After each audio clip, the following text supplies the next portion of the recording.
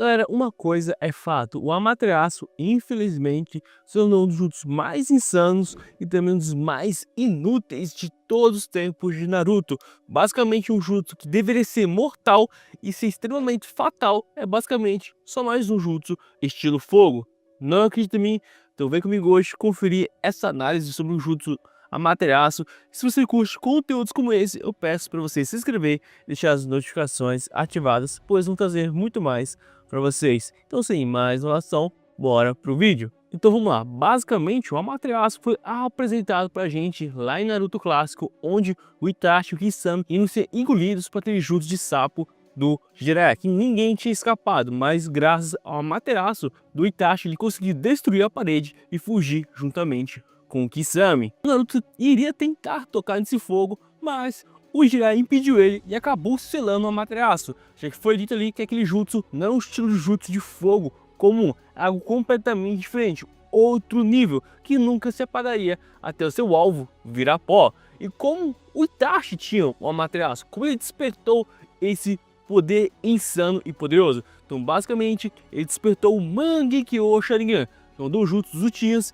que você só pode despertar quando tem um trauma muito forte, você perder alguém ou tem várias emoções, igual aconteceu com a Sarada lá com o Boruto, entrou em desespero e acabou despertando o seu Mangekyo Sharingan. E com o Itachi ele acabou vendo seu melhor amigo Shisui Uchiha morrer e ali acabou despertando o seu Mangekyo Sharingan, que veio com dois poderes, o Tsukuyomi, que é um genjutsu extremamente poderoso, e também o famoso Amaterasu, um ataque que, entre aspas, é impossível de se esquivar ou até mesmo de se defender. E depois o Amaterasu foi passado para o Sasuke através do poder do Itachi e ele acabou também despertando o seu Mangekyo Sharingan.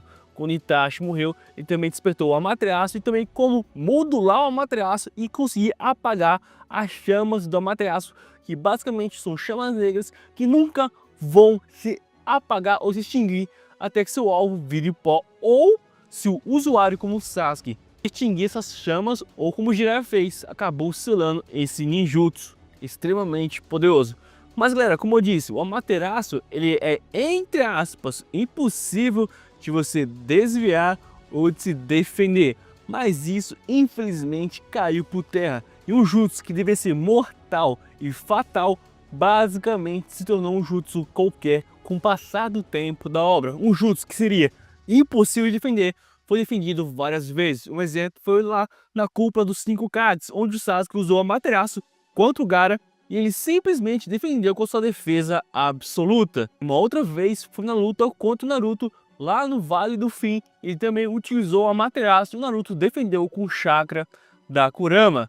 E também na Cúpula dos 5 Kages, o Haikage conseguiu desviar graças ao seu poder de, entre aspas, de teleporte, mas foi a sua velocidade que conseguiu desviar do Amaterasu. Então a gente tem um jutsu aqui que é extremamente mortal se pegar, mas nunca, na verdade, derrotou ninguém ou feriu alguém gravemente na obra. A gente deu o exemplo do Gaara, que conseguiu defender, Naruto conseguiu defender, o Haikage conseguiu desviar, depois tomou no braço porque ele foi burro e atacou um escudo de Amaterasu, foi burrice dele, e acabou arrancando o braço. O Killer Bee ele fugiu um dos tentáculos e acabou só perdendo um deles quando foi atingido pelo Amaterasu. O próprio Sasuke conseguiu desviar, entre aspas, do Amaterasu utilizando o jutsu de substituição no Orochimaru. Então o jutsu mortal nunca derrotou ninguém, nunca matou ninguém. É só basicamente ou para se defender ou para criar hype, pô, tá usando Amaterasu, tá funcionando. Mas no final é sempre ineficaz. Um outro exemplo muito clássico é na luta contra o Danzo.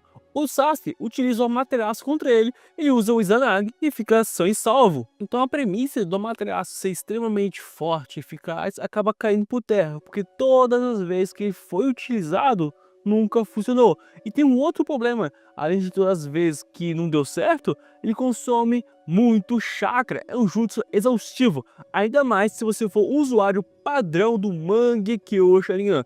Quando o Sasuke desperta o Mangekyo Sharingan Eterno, ele fica de boa, mas quando o cara tem um padrão, além de você ferrar a sua própria visão com o jutsu que, tipo, todas as vezes que for utilizado nunca deu certo, você vai consumindo seu chakra de uma forma muito insana. E do porquê disso? Porque o Kishimoto, que é um jutsu tão icônico e tão insano, mas nunca conseguiu eliminar alguém de fato. Nunca a gente viu alguém virar pó com isso.